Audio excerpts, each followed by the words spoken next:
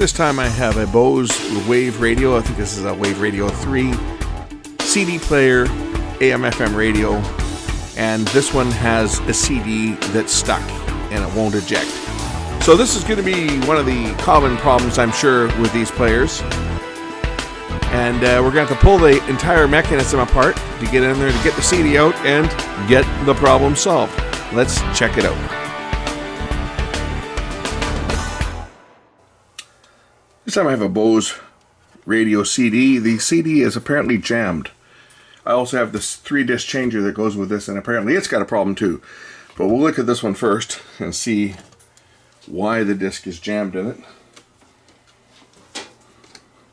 These units give pretty good sound for what they are, and a lot of people bought them and still use them to this day. I actually have one myself. I have two. I have one that only the radio works in, but I do have one that the CD player works in.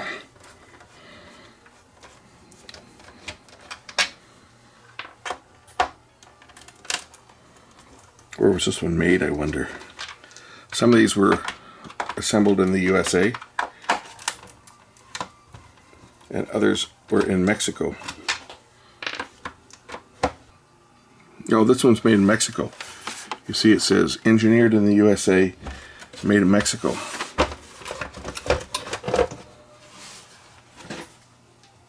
And I do indeed see a disc that's in the disc slot. Let's just see why it's not ejecting.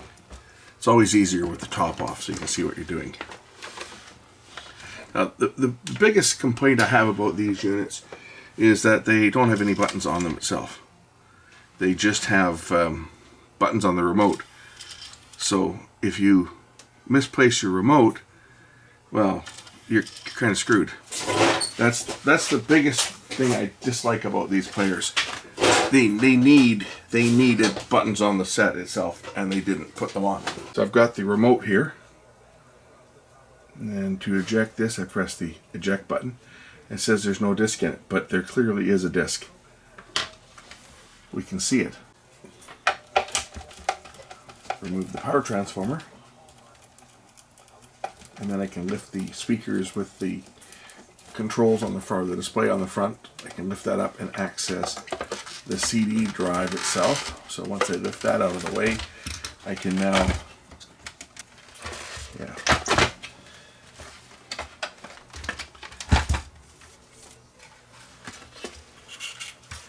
now we can see the CD transport, and there clearly is a disc in here, but it doesn't think there's a disc in it. It thinks the disc is out. If I remove the front panel, I can swing this out of the way and actually throw the speakers over the back.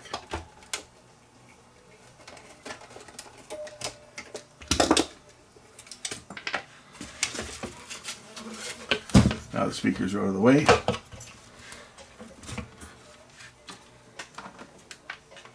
I'm going to plug it in and watch it go through its power up cycle. Oh, I see what's happened. The clamp has come apart. The clamp has come off the disc. You can see it right there. Okay, so I have to open the drive up, and we'll try to get the disc out manually. I'll just wait for the little gate to drop here. There, the gate is dropped. Now I should be able to push the disc out. Should is the word. Maybe not. I could take the drive apart. That's one way to get into it. Pop the top off the drive. That might be the best solution. We'll just unplug the laser pickup over here, and we'll unplug the transport over there, and now I can lift the top off of this drive. Because right now what's happened is the disc is jammed between the clamp, which has come apart, and the top. So if I remove a couple screws, namely this one over here, I should be able to lift this top off.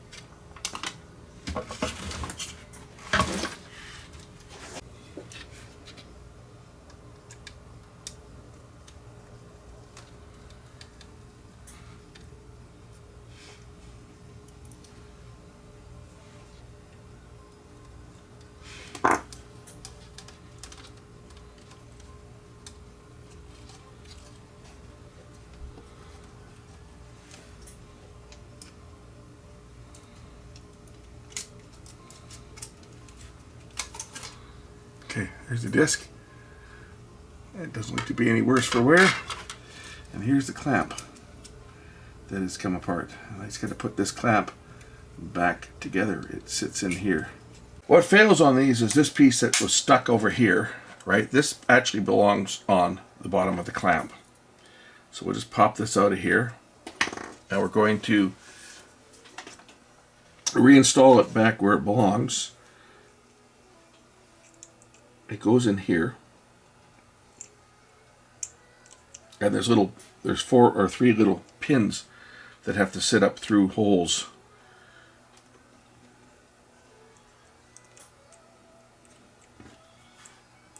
And this is press fit down onto those little holes. And what I'm going to do is I'm going to maybe glue it in place, or looks like it was glued originally. Glue it in place with some crazy glue. I would use Bondic, except for I want the glue to actually get down around inside here and around the actual edges here and glue it in place. So I'm just going to use regular standard super glue, just a little bit, don't want too much.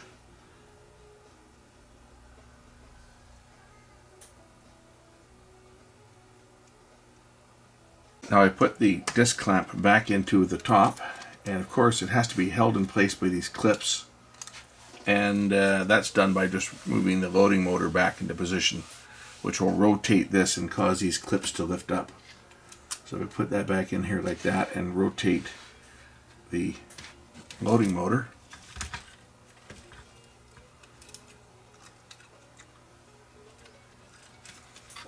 It will clamp it back in place like it does to lift the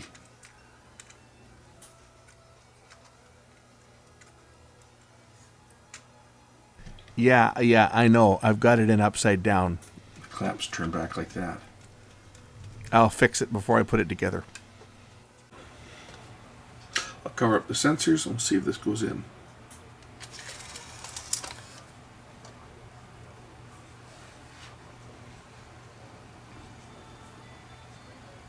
And it's going to be playing if I turn up the volume.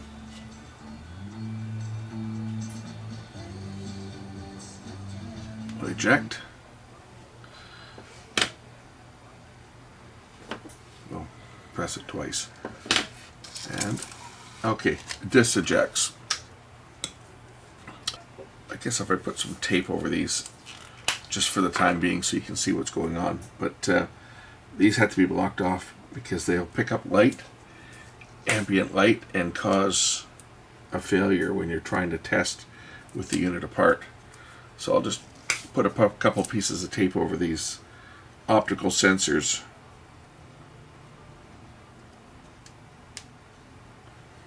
Okay, now maybe we can see the operation of how this operates.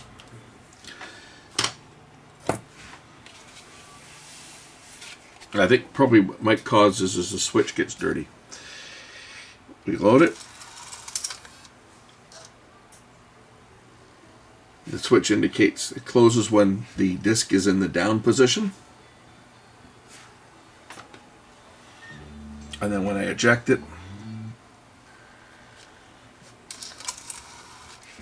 the claws attract and grab the clamp.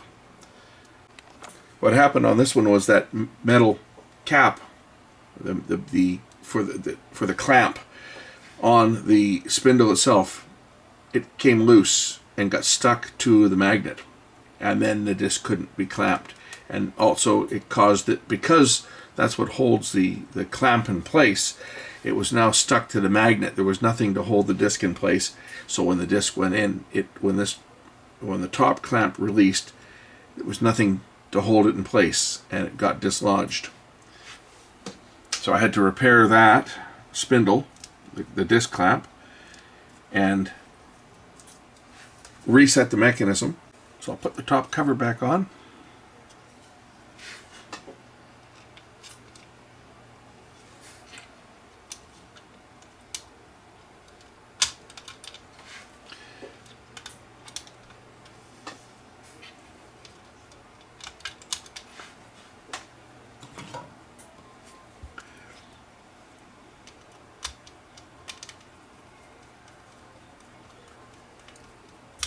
All right, now the speaker can go back on.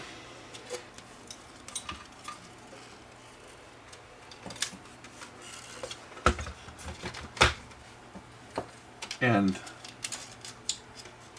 tuck in the wiring here for the display. As I mentioned, I do have another one of these units to work on. I have the 3-disc changer that goes with this. That will be a second video. I do like these radios. I really do. I've got one. I mentioned earlier, I got two. One that was dropped and buggered up, and another one that the CD, one the CD was ripped, like the ribbon cables were just ripped.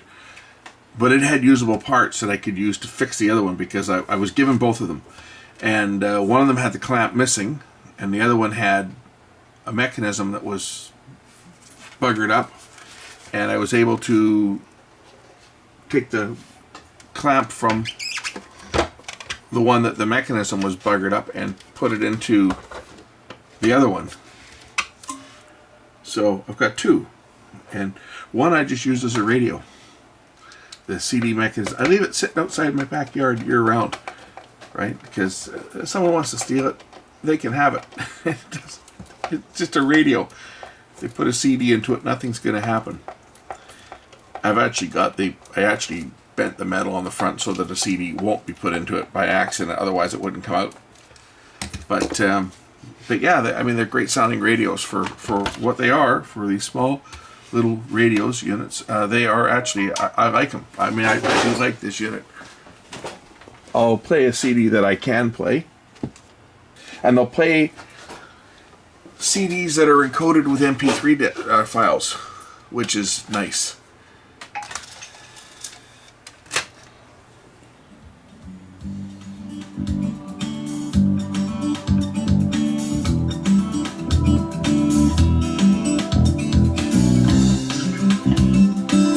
One thing that Bose did get right was nice bass out of very small speakers.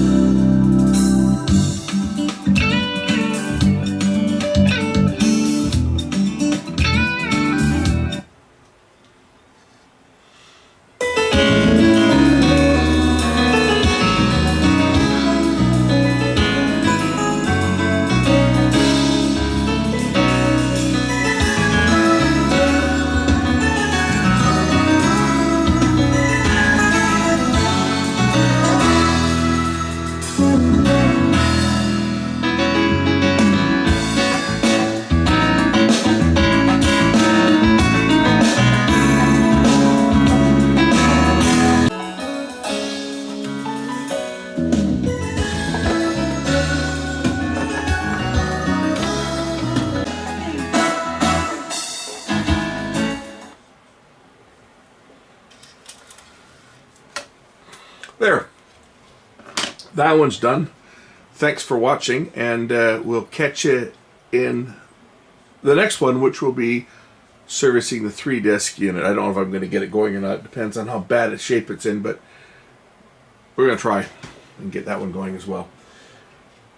But this part's working, so radio works. Listen to speed up approvals. Night notes for faded. Before that, though, worry about 91A northbound leading up to the... Oh, he's only got two presets. Eastbound push back to Burn Road. Stewart's Way also looking pretty slow from 5th all the way on 20th...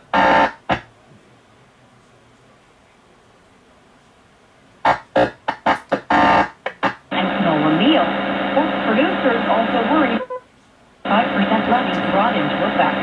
Andrea... Ips Radio FM. Tiff Macklin. Only got three presets, so well. We've had inflation around 2% since last summer. Growth in the cane. CD. There it goes. All good.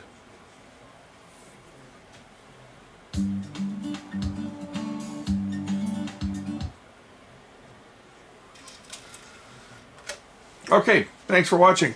We'll catch you in the next one. Bye.